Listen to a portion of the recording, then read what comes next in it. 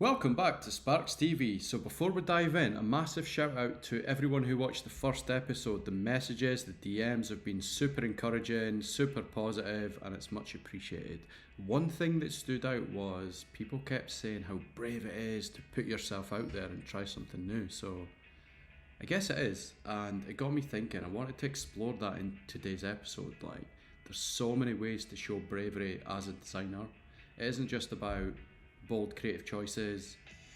It's also about real life decisions, like moving city, leaving something secure for the unknown, or reaching out and pitching yourself. So in today's episode I wanted to share a personal story, just a wee story that ticks all the boxes and a few unexpected detours along the way. So let's rewind the clock to 2011 when I took a leap of faith, packed up everything, backed myself, and headed off to Australia. At that time, I had 1 year experience. I was in my early 20s, and when I say I packed up everything, I had a denim jacket and a pair of Vans. It didn't take very long. Nothing to lose, all to gain. I remember the adrenaline first properly hit me on that first connecting flight from Glasgow to Dubai. I was staring down the aisle of the plane asking myself, I had this surge of adrenaline. I'm like, what am I doing? How is it all going to unfold? What's going to happen? But you know what? That's the thing about taking risks. You never know where you're going to land or how it's all going to play out. As the song goes, suck it and see, you never know. Sit next to me before I go.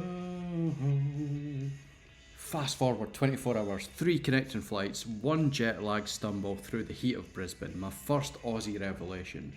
I turned the first corner and I saw the sign, Hungry Jack's. But wait, it looks exactly like Burger King. What's going on here? It turns out a local takeaway had already trademarked Burger King in Australia, so they have to do it under another name. I was like, this is mental. This is absolute madness. Anyway, second revelation, Australia is wild. I ventured down to a park, right? All the tropical vegetation, the plants, the wildlife, the heat. I was like, this is mad. I'm on a different planet right now. And then I clocked something out the side of my eye, my peripheral vision. I see this thing. It looks like it's straight out of Jurassic Park. I don't know what the name of the bird was, but I think it's the one on the DMA's Glow album cover. So shout out the DMAs, by the way. Love their Britpop inspired melancholy vibes. Right up my street. Picture Oasis meets Stone Roses with a raw Aussie twist. And if you've never heard their Brixton Academy live set or their cover of Cher's iconic Believe track on Triple J, I'm going to link them at the end of the video because they're absolutely unreal.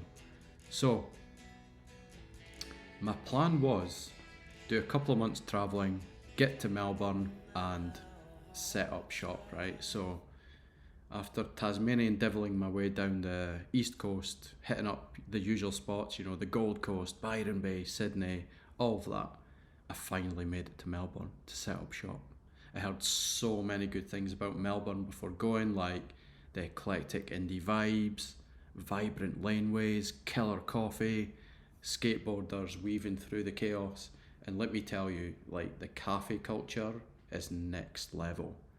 There's no soggy toasties here, just expertly crafted single origin coffee, complete with salty service from a nonchalant barista. But you know what? That's all part of the package and I love it. So settled into Fitzroy in Collingwood, which was the real kind of beating heart of the creative side of the city. Neighbourhoods alive with art, music, culture. We're talking dive bars, vintage stores, Asian food, Greek food. Everyone I met had a million stories to tell and about 3 haircuts on the go at once. It was proper sick, right? The honeymoon phase was great, but I was there to work. I was there to build on the momentum of my first year of experience, and I had a whole list of design studios bookmarked before leaving Scotland. So once I sorted out a house share with 2 great Aussie lads, Cam and Lee, who were spot on, I was ready to rock and roll. But what I was not ready for was riding the ghost train again. I was like, come on, man. My inbox is empty. My money's running out. This is not the plan. Anyway, I was trying to make a breakthrough, right? And what I'm going to say is like, I guess early in your career, you are kind of invisible until you make yourself seen. So back then, without a smartphone or a laptop, I was completely offline the majority of the time, which meant heading to libraries or internet cafes just to get online. And one day, I stumbled across this blog. It was on September Industry actually, which is no longer, but at the time that was a really good one. Um, and it was featuring Studio Worldwide Melbourne, which is a boutique agency, and their bold European aesthetic really caught my eye. The post was featuring their promotional mailer, which really caught my eye, and I just loved how pared back it was with the use of bold typography on one side and a Maxwell inspired geometric print on the other. So I checked out the website, and their work ranged from like arts and culture to fashion and luxury to property and education. So I was like, this is right up my street. This is a bit of me. So I was like, okay, instead of just sending my PDF straight into the spam folder, let's skip that and show them that I really mean business. So I'm just going to call them up directly. I'm just going to call them up. So it was a bit nerve-wracking, of course, but I just didn't want to run the risk of getting ghosted again. So I saved the number on my phone, found a quiet spot, pressed call, and it rang a few times. Ring, ring, ring, ring. The adrenaline's like coming up. I'm like, I don't even know what I'm going to say. Ring, ring. A London accent answered the call. It was Joe Priestland, one of the founders of the studio. So so the studio was founded by Joe Priestland from London and Thijs van Bijsterveld from Rotterdam. So I introduced myself, had a quick chat, and he said, you know what, like, thanks for calling, and we're not actually looking for anyone at the moment, but send over your stuff and we'll go from there. So I was like, kind of happy days. I was like, do you know what, like, this could hopefully lead to something. Like, it was good to make just a bit of contact and, you know, be a bit more direct. So a few days later, I was back online, and Joe had replied and invited me in for a chat with him and the co-founder Thijs. So I was absolutely buzzing, right? I went in and met the guys, and I came away thinking, do you know what, that went really well. I had a good feeling about it. But then a few weeks went by, radio silence, and my money was like seriously just on running on empty at this point. And I was exploring other options. Before leaving Scotland, I thought I'd have enough money to get by for about 4 months, but it lasted about 2 months. And out of nowhere, I ended up taking a job at a retouching studio who also had some design projects as well. The freelance gig wasn't my dream, but it kept me afloat, and I managed to hit the ground running and create a brand for SK1, which was a property development in St Kilda. The overall direction I came up with was based around the idea of industrial chic. I created a sharp, geometric brand mark which echoed the angular nature of the architecture, and paired that with a bold, confident use of typography, rolled that across a range of physical and digital touchpoints.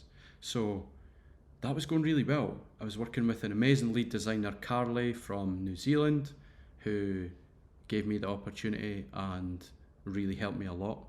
At that time, I was still very raw, and I was sometimes able to come up with like killer ideas and thoughts, but at other times I would struggle with some more basic tasks, or even just like navigating the interpersonal aspect of office life. So, and you know what?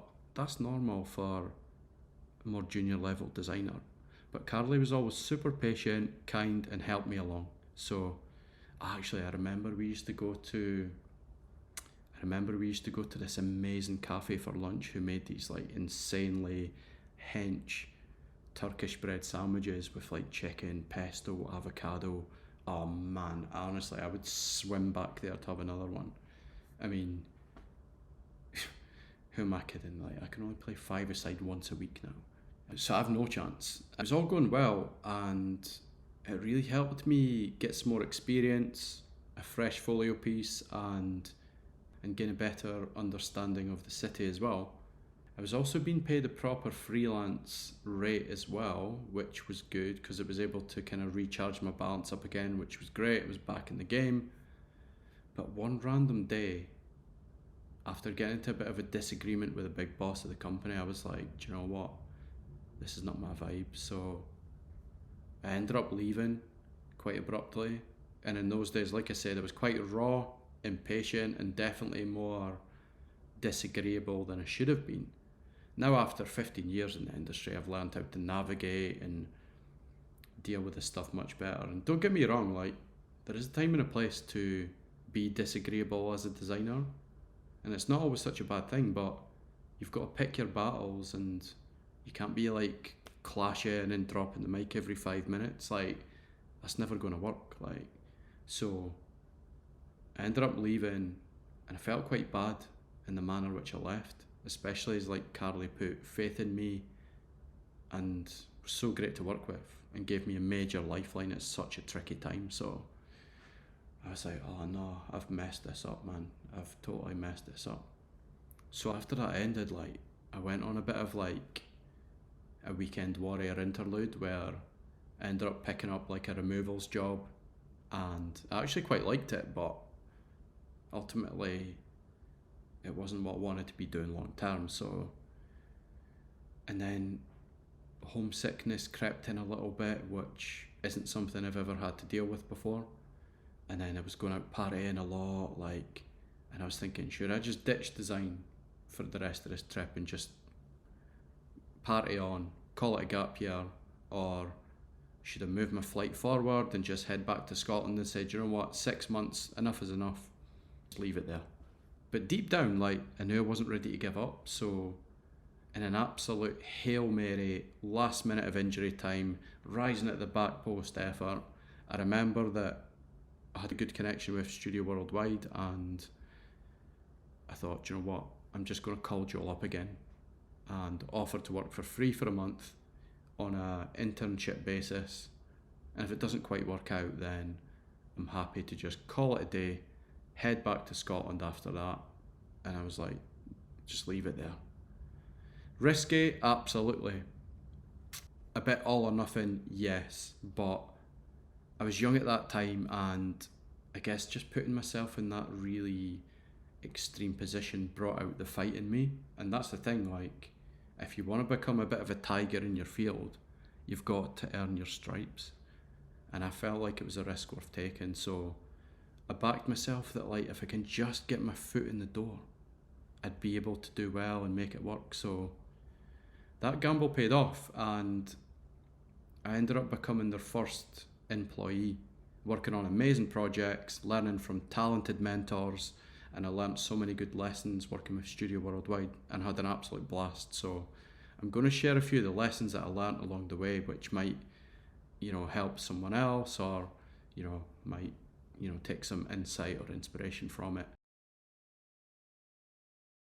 Joe and Tyus pushed me to think differently.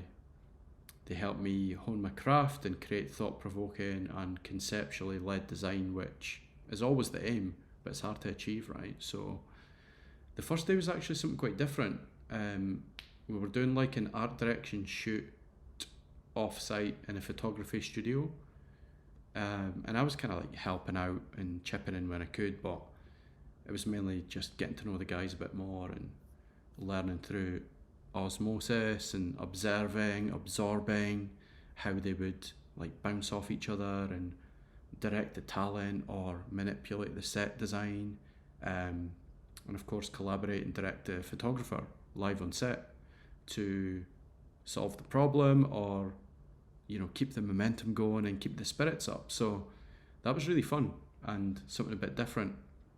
One key standout moment that's stuck with me ever since was a project that I was working on for an acting and performance school called Brave Studios, funnily enough. So I was struggling a little bit to come up with something fresh and original, and Joe said, do you know what? Instead of us going big and loud, which is a bit more expected, why don't we go small? And that could be a braver, more confident way to approach it. And I really liked that idea, it just really resonated with me. So, do you know what it's like? It's like when you're watching a dramatic film, sometimes the more suspenseful moments, the most gripping moments, are when things go quiet, the pace slows right down, and it captures the imagination of the audience, and it allows them to conjure up their own imagery or thoughts. Now, okay, in the end, it turns out the client preferred to go down the big and bold route, which was still good, and it's still in use today. So that's a testament. That's a testament to getting your brand right early, and it'll last you 10 plus years, and it'll work, and it'll kind of build that recognition and stuff like that. So yeah, we ended up pairing cinematic typography with a fluoro orange for the brave moment, and landed on a really smart solution. Another great standout moment was designing a promotional mailer for a printing company. The brief was to create a mailer which displays the range of special foils and high-end finishing. So the brief was sort of like, goes crazy and creative and as experimental as you like. There's no limits here. And I don't know about you, but when a brief like that comes in, I'm equally buzzing and also a bit overwhelmed, because those type of briefs are great because it opens the door for some really outlandish experimental approaches, but it can also create a bit of a problem whereby things just spiral out of control. And you know, the aim is to capture something, some sort of essence, and harness it and self-censor and show some restraint. Choosing your moment when to control the chaos, and you know, bring it together in a package that has that kind of sweet spot of creativity, but it isn't too crazy town. So and that's hard, like, because if you strip it back too much, there's just no personality and it's a bit boring.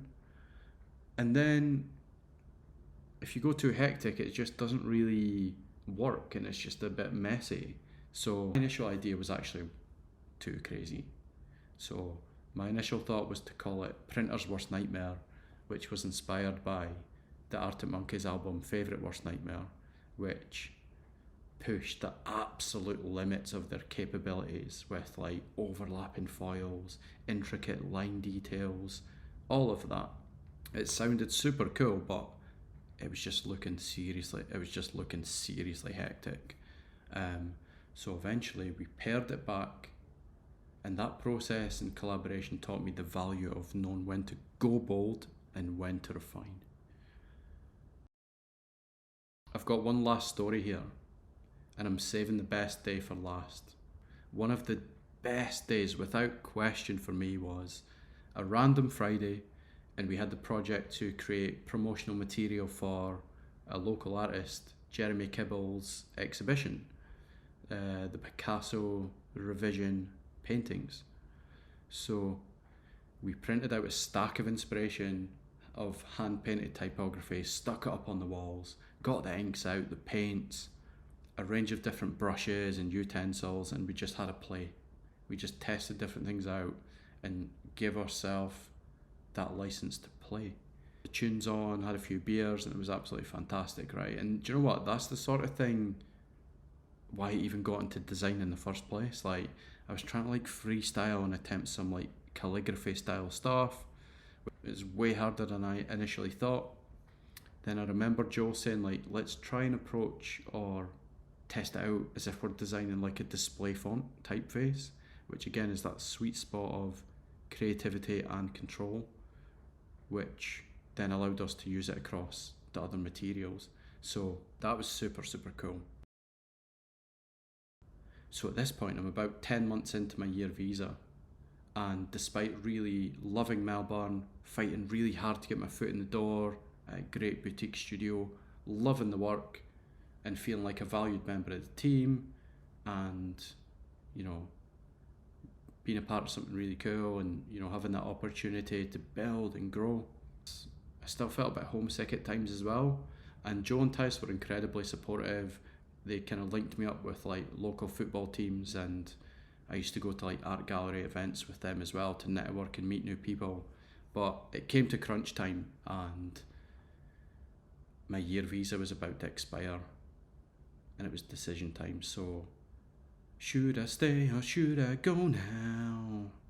Now, there was an offer on the table for me to stay longer. Tyus was really pushing for me to stay longer and, you know, advancing talks about sponsorship and all of that sort of thing. So I felt like it was really valued and, you know, really paving the way for me to grow and develop. But eventually, after a lot of soul searching, I decided that 1 year was where my adventure down under ends, and after doing like a month of travelling in New Zealand, I decided to head back to Scotland.